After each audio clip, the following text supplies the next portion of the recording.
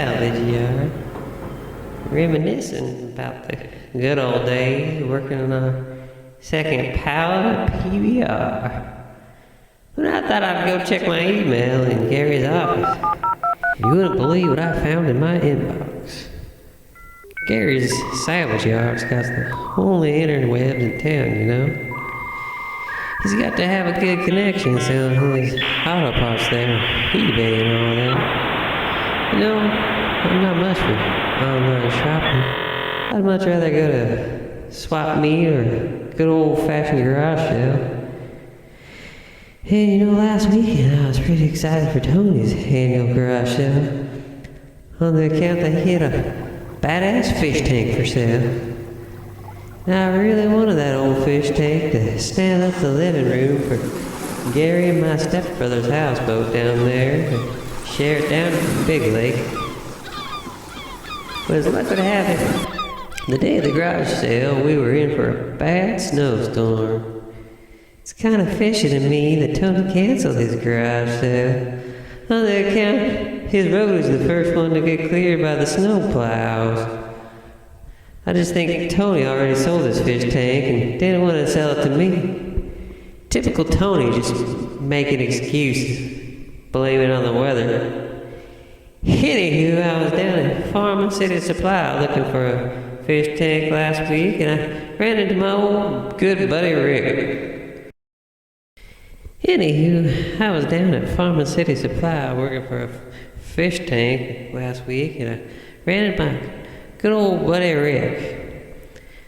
And I told Rick about my fish tank frustrations and problems, and he turned me on to this real neat fish store up there on 48th Street in Lincoln, just north of where the old Drumstick nightclub used to be. From what Rick told me, the Drumstick used to have some good punk rock shows back in the day, and he was fortunate enough to see Black Flag play there back in 1986. So as the story goes, the lead singer had a human ear on stage that he found out in the parking lot before the show. Old Henry Rollins must have found it in the old Kmart parking lot, because according to my research, it's currently a Popeyes parking lot. Kmart's hard to find a Kmart anywhere. Just think of it. Goddamn severed human ear right there in the Kmart parking lot. I'll tell you what.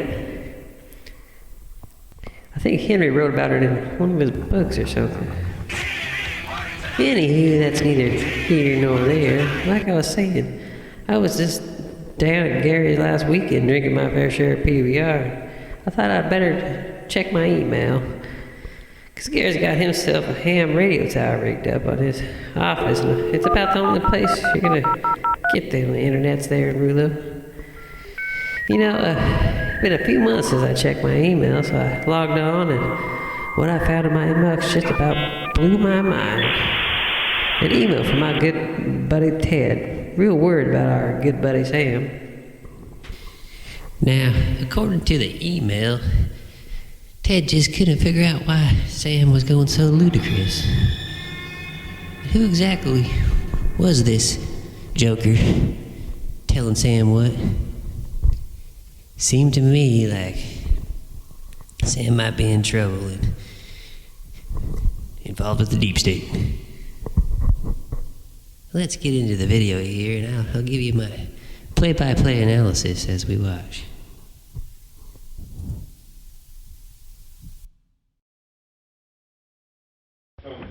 Sam thought it'd be a good idea to take his aggression out on our table tonight. The table that supports fucking the livelihood of our house. Sam also thought it'd be a good idea to take his aggression out on the living room. The living room that fucking does what it is.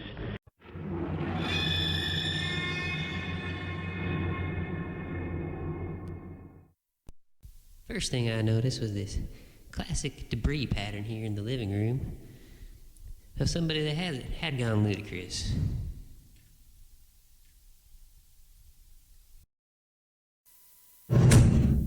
People to say, as you can see, things are looking rather fucking fine for one Sam Grease.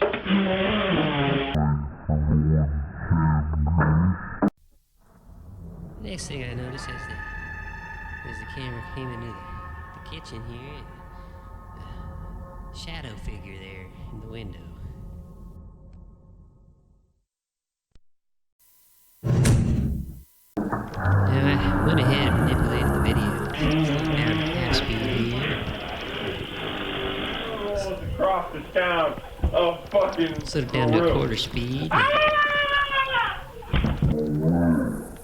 Did a little EVP analysis here.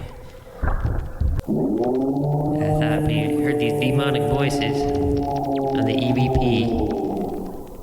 And I found that these were debunked. These are not demonic voices. I did another analysis here and I did find vocal analysis of Sam here, and I did find that this confirmed that he was drunk. He was drunk. See, that's what makes a good movie star. See, the problem is, they don't make them like this anymore. They don't make them like this anymore.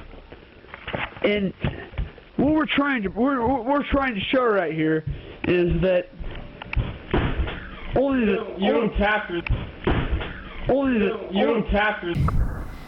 Notice that a door squeaking here is. I slowed it down to half speed.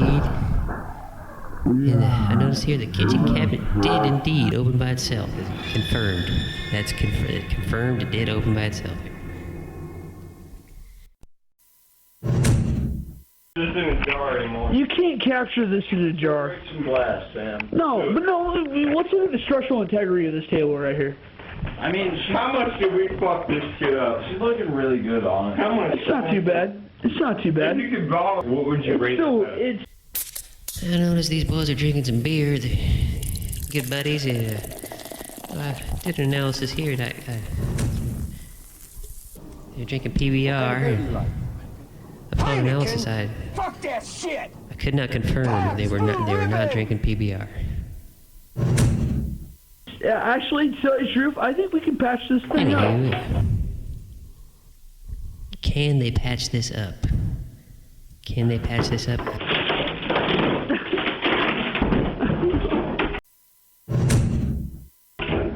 that better? Well, we can still actually use these things right here, like these things and the other stuff. Oh, we always wanted a shorter table, right? We always wanted a shorter table. Now we got one. Now we got one. Hey, wait. Hey, now we can have dinner. I'm gonna go outside and break some glass. I really think we should go to Merz's house and fuck shit up. If you're breaking. At this point in the video, I noticed a demon face there on the mantle. So I went ahead and enhanced the video, zoomed in. It was confirmed changing demon face there on the mantle. That's wild.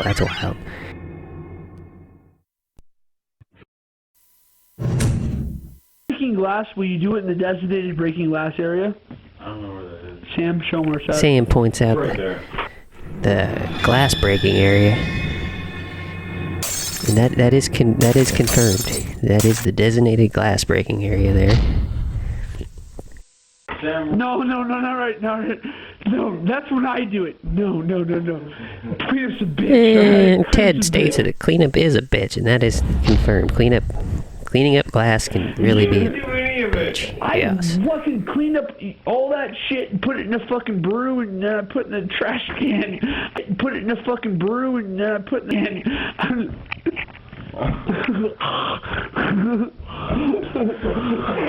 Well, I hate to interject at this critical time in the investigation, but in case you're wondering, I did end up finding my fish tank.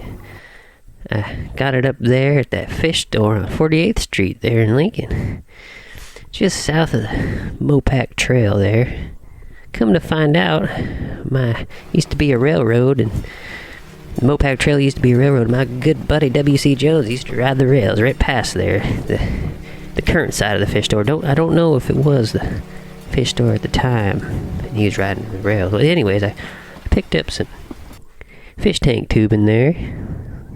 Some cute little driftwood decoration deals, and a whole mess of multi-colored guppies. I really recommend that store, 48th Street there, the fish store.